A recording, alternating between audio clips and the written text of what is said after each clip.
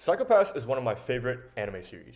So intriguing, in fact, that I took time out of my busy college life to make this channel and record this video, plan to make many more videos in the future, just so you can hear me ramble ceaselessly about how great I think it is and why I think so. One of the reasons behind my fascination with Psychopaths has to do with the motivations and personalities of its very relatable main cast, the interpersonal dynamics of which are best explained in the context of the Psychopaths world. So, for those of you who aren't too familiar, here's a brief overview of the setting of the series so you know what I'm going on about. In the Psychopaths world, futuristic Japan is governed by the Sibyl system, a powerful, omnipresent operating system that regularly measures the biometrics of its citizens' minds through somatic brain scans. The resulting assessment, which is known as a Psychopath, a personal, digital profile used to assess everything, from career aptitude to romantic compatibility. Each person's Psychopath also includes a numeric index known as a crime coefficient, which measures the likelihood that they will commit a crime. If the index exceeds the threshold, the citizen is labeled a latent criminal and is pursued and either apprehended or executed by the field officers of the Crime Investigation Department, or CID, a division of the Public Safety Bureau. The CID is manned by inspectors, who carry out their policing duties with the help of enforcers, latent criminals who are offered some degree of freedom in exchange for their services, which involves hunting down latent criminals just like themselves. Since exposure to latent criminals may taint the psychopaths of healthy-minded people, enforcers often do the dirty work in hunting criminals to protect the inspector's mental state, while inspectors are authorized to put down their enforcers should they pose a threat to society or to themselves. Now here's what I think is the cool part. Despite its futuristic cyberpunk setting, Psychopaths offers some very real critiques about the society we live in. And many of these critiques are conveyed through the interactions and relationships of its characters. Now before I go further, I want to pause here and say that not all characters of Psychopaths are equally believable at face value. In Season 1, for example, many of the side villains have absurd motivations and character traits, such as grown men kicking their colleague to handle workplace stress in a manner you'd expect from elementary school bullies at the playground, or a serial killer who believes that killing people and brutalizing their bodies is a legitimate form of art. However, these monsters of the week do not discount the fact that most of the main cast are very relatable, feel remarkably human, and are frankly just cool. And honestly, I could probably do a video about every single one of them.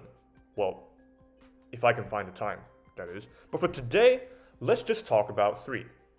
The two main protagonists, Inspector Tsunemori Akane and Enforcer Kougami Shinya, and also the main antagonist, Makishima Shogo. In three-way tug-of-war fashion, their conflicting philosophies, worldviews, and ideals serve as a remarkable representation of societies today, demonstrating just a handful of the many deliberations that we must undertake to answer the question, what is a moral society, and what does it take to achieve it? Let's start with Makishima, the antagonist. He is a big-time criminal mastermind with an uncommon charisma, and he doesn't just commit heinous crimes. He also provides the resources for other criminals to commit heinous crimes as well. And he does all this because at his core, Makishima is a humanist. He believes that a person's value is dependent solely on their capacity to reason and act of their own accord. And like a mad scientist staring into the microscope, he is keenly interested in what people will choose to do if they had the choice to do whatever they wanted. In his first confrontation with Tsunemori, he says to her that he wants to bear witness to the splendor of man's soul, which is kind of enlightening but also creepy at the same time. However, in basing their lives completely upon Sibyl's deterministic oracles, people have rendered themselves incapable of asking themselves what they truly want, to the point that the true essence of people becomes basically unknowable. They're all kind of zombies, doing whatever they're expected to do. Thus, in suppressing people's true desires to keep society peaceful, Sibyl's oppressive surveillance state has robbed mankind of both its dignity and its worth and in Makishima's point of view, needs to be thoroughly dismantled. And for this reason, even though we can probably all agree that he is totally out of his mind, Makishima's motivation represents the very real need for free will in any moral society. However, even after committing numerous crimes, Makishima was never prosecuted by Sybil or the CID. And this is because he is criminally asymptomatic, a rare condition where one psychopath cannot be accurately determined by Sybil. And it's this immunity that makes Makishima the object of revenge for the male protagonist of Psycho-Pass, enforcer Kougami Shinya. Kougami is a skilled detective and was once an inspector of the CID when he became friends with Sasayama, an enforcer under his command. However, when investigating a series of grisly murders known as the Specimen Case, Kougami found Sasayama murdered and brutalized shortly after uncovering a blurry photograph of Makishima Shogo. This experience leads to deterioration of Kougami's psychopaths, causing his crime coefficient to rise so high he himself becomes a latent criminal, resulting in his demotion to enforcer. At this point, Kougami's feeling of anger, guilt, and sense of duty to finish his friend's last case had morphed into a vengeful obsession to apprehend and kill Makishima, the most likely perpetrator of the crime. And he even continued to search for him long after the case had gone cold. For Kougami, a detective's foremost duty is to serve justice, even if it puts him at odds with the law or convention. When Tsunemori stuns him for trying to shoot a traumatized victim with a deteriorated psychopath, out of the belief that she doesn't deserve to die despite Sybil's judgment, Kougami surprisingly does not blame Tsunemori at all.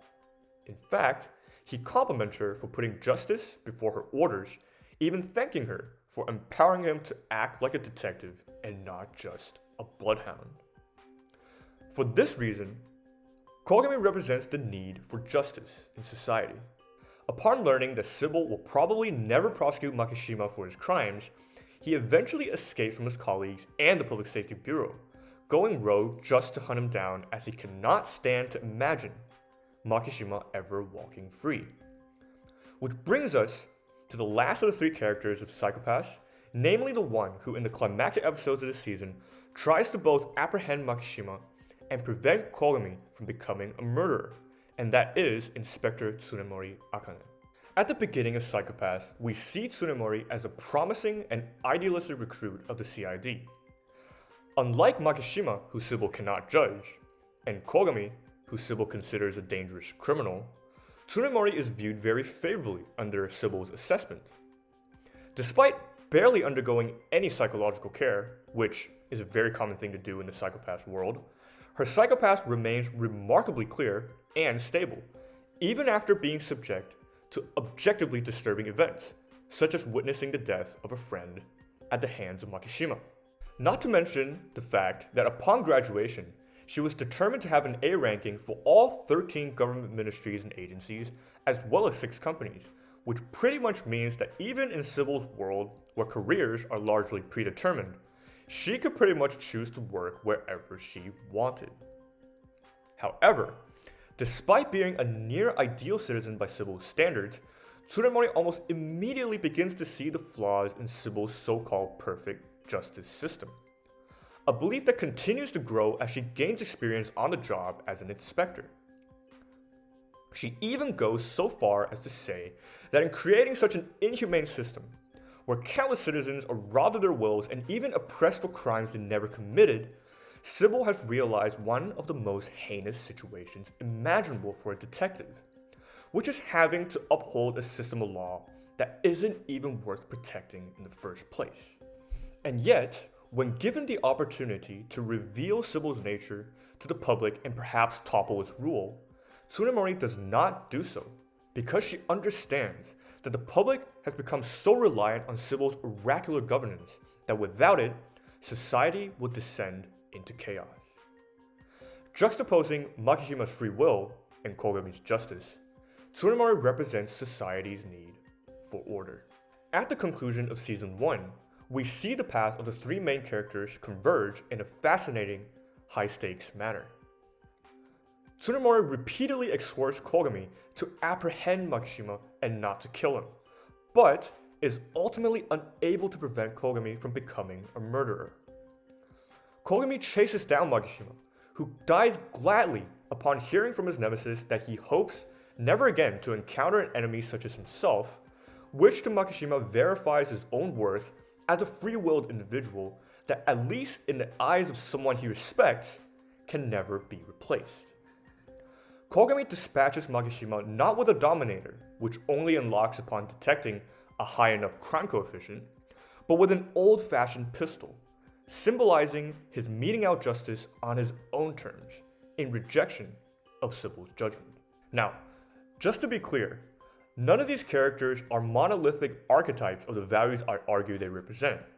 In reality, they are much more nuanced, and under scrutiny, their actions can be interpreted in more ways than one. For example, at the beginning of the season, Kougami sounds regretful of being a hound that follows Sybil's orders to hunt and kill without hesitation.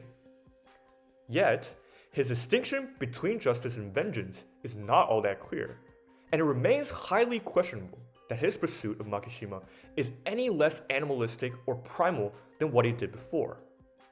Also, Tsunemori states that she will not reveal Sybil's nature because the current society cannot survive without it. But was this really her own deliberate decision?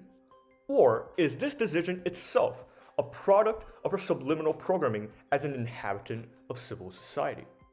After all, her learning the truth about Sybil was orchestrated by Sybil, and it doesn't seem like anything she did was outside of Sybil's expectation.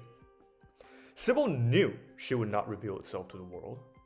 Sybil knew she would be defiant towards it, and in fact, it wants her to be, because every challenge she can muster against it is just one more data point for Sybil to evolve and render better judgment.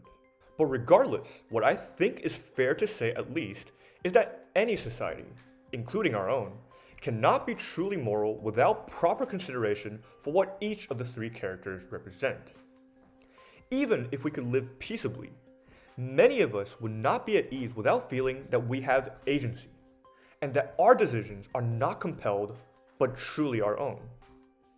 We find it contemptible when punishments do not fit crimes, when the innocent are prosecuted and the guilty walk free, and when the law does not align with our perception of right and wrong. Yet, at the same time, we also understand the hefty price of disrupting the structure of society that offers us order and security in our daily lives.